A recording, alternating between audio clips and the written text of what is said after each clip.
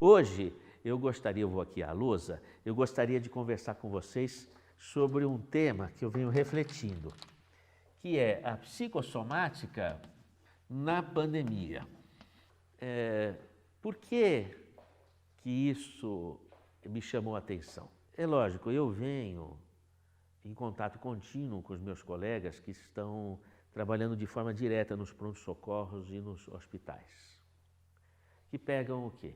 Pacientes com vítimas do coronavírus, com um processo inflamatório pulmonar gravíssimo, tromboses, AVCs e coisas que o valham, que são afetações que o vírus provoca por além da infecção, resultado de uma estimulação desorganizada e disfuncional do sistema imune e é lesiva para o organismo, sobretudo os pulmões.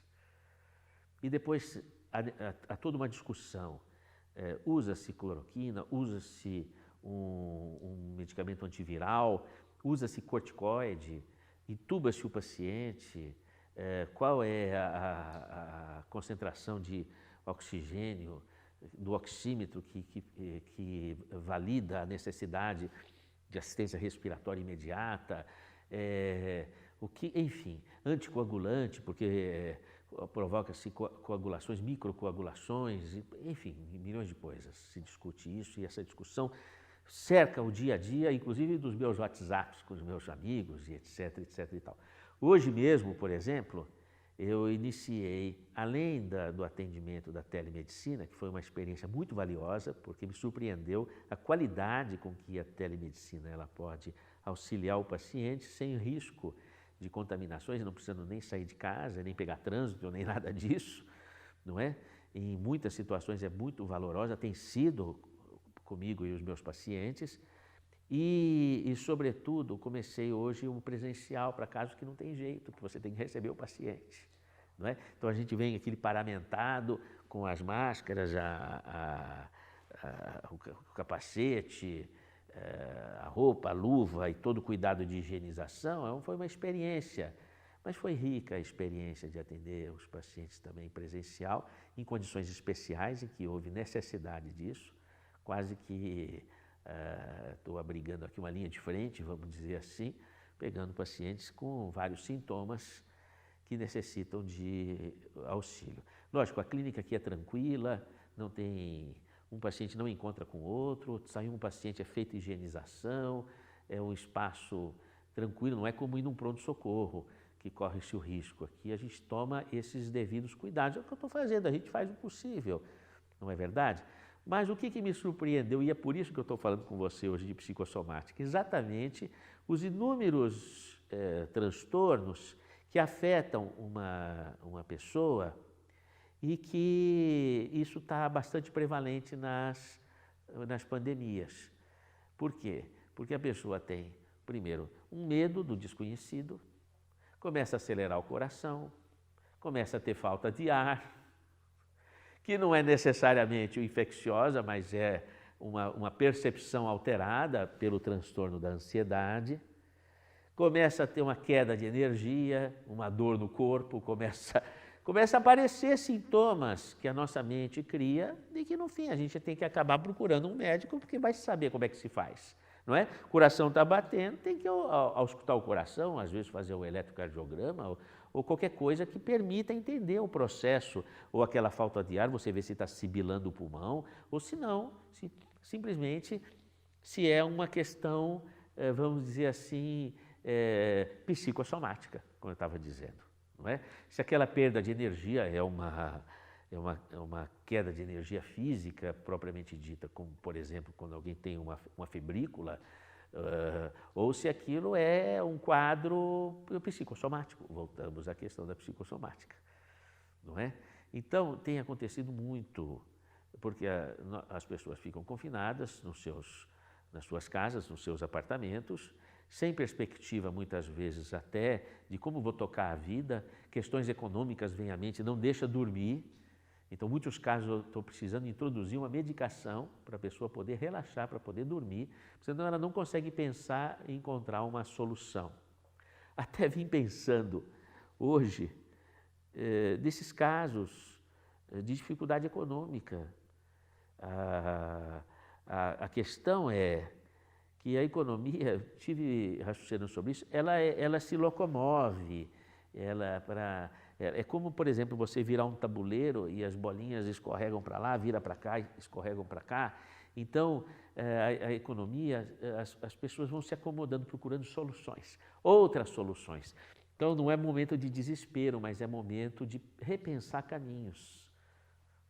Repensar caminhos. Então, muitas vezes a pessoa ela não consegue, ela fica tão ansiosa, ela não consegue parar um pouco para pensar, para poder ter um pouco de criatividade e ver como que ela vai se acomodar às novas realidades que exigem um outro padrão de economia. Não é? É o restaurante que começa a fazer delivery, é o médico que começa a fazer a telemedicina, senão não socorre as pessoas, senão não sustenta o serviço, o taxista, o Uber, que passa a fazer entregas, não é? Por aí vai, são adaptações e cada um tem algum caminho para construir essas adaptações. Então a gente não pode deixar a ansiedade atropelar um momento que na verdade não veio para derrubar a gente, mas veio para reorientar caminhos. Só que às vezes a suprarrenal ela gera tanta adrenalina, porque a alma está em conturbação, que você vai precisar de, às vezes, até medicar o paciente com ansiolítico, para ele poder suportar aquilo, ou para poder dormir, para poder ter um pouco de estabilidade, para poder pensar. E essa foi a realidade de hoje, para falar a verdade. Os casos todos que atendi, tenho visto que os colegas têm passado pelas mesmas situações. Mas uma pergunta que eu faria é o seguinte: uma pessoa na condição que está com o Covid, está com uma contaminação viral, está tendo febre, está tendo distúrbios gastrointestinais, está começando a ter distúrbio respiratório, precisa ir para o hospital, como é que fica a psicossomática disso? Não é? Essa questão ela não é muito bem debatida. O quanto que é possível as forças psíquicas, forças espirituais, colaborarem para uma melhora prognóstica num paciente que está tendo sintoma, o paciente está ali na UTI, não é? Além do apoio humano e o apoio médico, uma oração tem efeito, a oração à distância, não é? Ainda mais numa situação que o familiar está internado, você não pode visitá-lo, será que tem ação? E olha que coisa interessante. Existem uma série de trabalhos científicos publicados atualmente em revistas indexadas, quer dizer, são referendadas pela ciência, sobre o efeito da prece intercessória. As publicações são a maior parte em inglês, né? Então é chamada Intercessory Prayer, prece intercessória, demonstrando efetividade. Não é no tempo da pandemia, não, isso já vem há algum tempo, pesquisas sendo feitas, que demonstram que se você, um grupo, fizer uma oração para alguém que está no hospital, ele tem um reflexo daquilo. É a chamada Intercessory Prayer. E eu diria, hoje, quem precisa muito das preces é também o staff que está no hospital sob aquele estresse. Eu passo aqui no consultório, na clínica, atendo na enfermaria, porque é mais fácil de fazer a higienização. Aqui na clínica nós temos uma enfermaria para isso. Então, o que acontece? Eu fico naqueles equipamentos de EPI, nossa, chega uma hora que você não aguenta, você fica sufocado. Imagina as enfermeiras, os médicos dentro do hospital, num plantão de 12 horas, plantão de 24 horas, não é? Então, será que a oração ela tem alguma força de expressão, não é? O cérebro, com as suas expressões eletromagnéticas, que alcance que ele tem quando nós usamos ele nesses processos de mentalização, nesses processos de meditação, nesses processos de oração, é possível chegar lá? É lógico, nós sempre precisamos de pensar na atuação sobre qualquer instância, na associação de forças. Não é? Então você tem ali adequado apoio médico, adequado apoio de enfermagem, adequado apoio fisioterápico, adequado apoio social, adequado apoio psicológico, adequado apoio espiritual. Tudo isso precisa estar em conjunto. Não adianta tanta oração com remédio errado, não é? Remédio certo e oração firme, Aí sim. Então a gente sempre precisa de se coordenar que todas as dimensões da ação estejam bem dirigidas, bem direcionadas.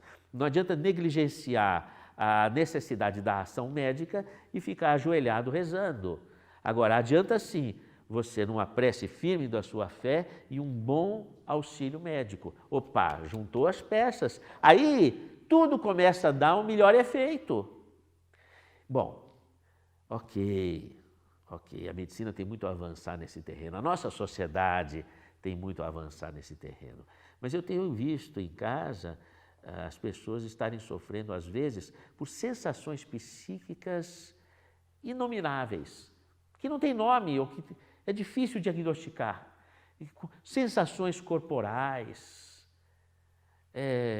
sensações de enlouquecimento, ansiedades diversas, com estranheza de si mesmo nas despersonalizações, depressões difíceis, com falta de perspectiva, porque a pessoa já tinha aquela falta de perspectiva dentro de si, tinha uma baixa autoestima. Aí vem uma humanidade sofrendo alguma coisa onde não se vê um horizonte muito claro, então aquilo dimensiona, não é? Aí precisa de ação coordenada, ação médica, ação psicológica e a ação espiritual.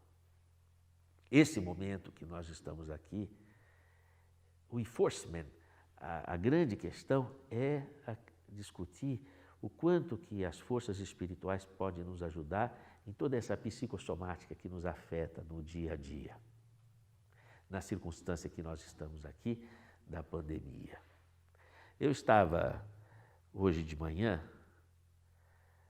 um pouco, vou confessar para vocês, um pouco surpreso ou desalentado pelo fato da curva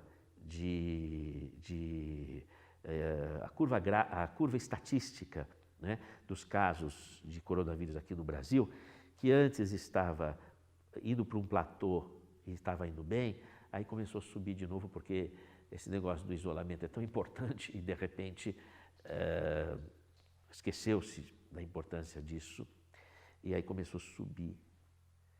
E aí fui me deparar com a análise de epidemiologistas de que há uma subnotificação, que nós estamos, na verdade, com 10 vezes mais do que está sendo falado.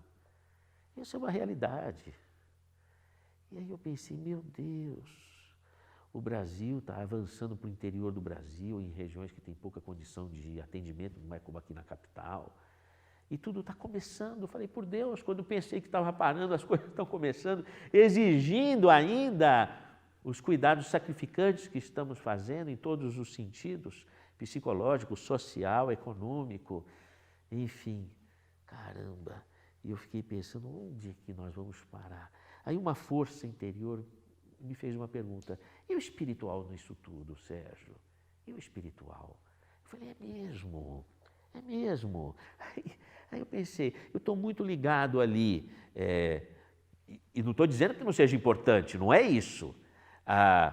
O medicamento para tratar a inflamação pulmonar, é a UTI, é o respirador, é o pronto-socorro, são as dificuldades econômicas, são as questões políticas, tudo está girando em torno disso, mas não se faz uma reflexão sobre as forças espirituais. E quando eu falo forças espirituais, não são forças que esquecem das construções do conhecimento que a ciência nos traz. A ciência nos traz, por exemplo, distanciamento social, seguro, máscara, aparelhamento. A ciência está falando bacana, não é? E o espiritual vai falar o quê? Não é? Como é que nós vamos explorar ou entender espiritualidade nas circunstâncias que nós estamos vivendo? Será que, se nós começarmos a refletir e estudar com mais profundidade espiritualidade, nós vamos encontrar respostas que nós nem imaginamos? Creio que sim, creio que sim. Como é que eu acredito que isso acontece? É que quando nós cultivamos espiritualidade, estudo, meditação, oração, prática do bem, nós encontramos soluções na natureza que não tínhamos encontrado até então. Então, dentro de casa, nas nossas questões íntimas, no trabalho aparece um viés aqui, um viés ali, e também a sociedade começa a encontrar soluções se unidas na mesma dinâmica. Conhecimento espiritual, autoconhecimento, prática do bem, meditação, oração. Se nós alimentamos isso, a sociedade começa a encontrar soluções também. Os cientistas se abrilhantam e aí o laboratório passa a ser aquilo que na concepção de Paracelso a palavra quer dizer labor, que é trabalho, e oratório, onde se faz a oração. Então, por quê? Porque concebia-se que a ciência, ao investigar a natureza, se aproximava do Criador. Então, resgatar o laboratório sagrado da ciência, em que, investigando a natureza nos responde, como já explicava Aristóteles. Então, quando nós cultivamos espiritualidade em todas as instâncias, pessoal e coletiva, no respeito às diversas crenças, mas unidos pela motivação da paz, do amor, da transcendência, da certeza do contínuo da vida, da amplitude maior da existência, de forças positivas que direcionam a nossa vida, quando nós nos unimos, nós vamos encontrando soluções pessoais e soluções coletivas. Então, a minha cabeça clareou. Eu vim motivado para falar isso nesse vídeo. É sim importante nós, dia a dia, estudarmos, lermos, conversarmos e praticarmos espiritualidade nos seus aspectos axiológicos, atitude no bem, perdão, paz, harmonia. Vou falar de novo, atitude no bem, perdão, paz, harmonização, busca de entendimento, também oração na sua forma do que você acredita, meditação, aprofundamento, boas leituras, busca, garimpar. Então, se cada um de nós fizermos isso, nós vamos encontrar soluções nas mínimas coisas que estamos precisando encontrar. Então, venho hoje motivado a incentivar, sim, espiritualidade. Nós estamos falando de imunoglobulinas, nós estamos falando de inflamação microvascular pulmonar, nós estamos falando de cascata de citocinas, nós estamos falando de cloroquinas antivirais, de corticoide, de intubação, de oxigênio, nós estamos falando de tudo isso. Nós estamos falando de crise econômica, nós estamos falando de política, mas nós precisamos também colocar na nossa vida espiritualidade, vencer essa barreira para instrumentalizar a nossa vida com as forças necessárias à superação do desconhecido.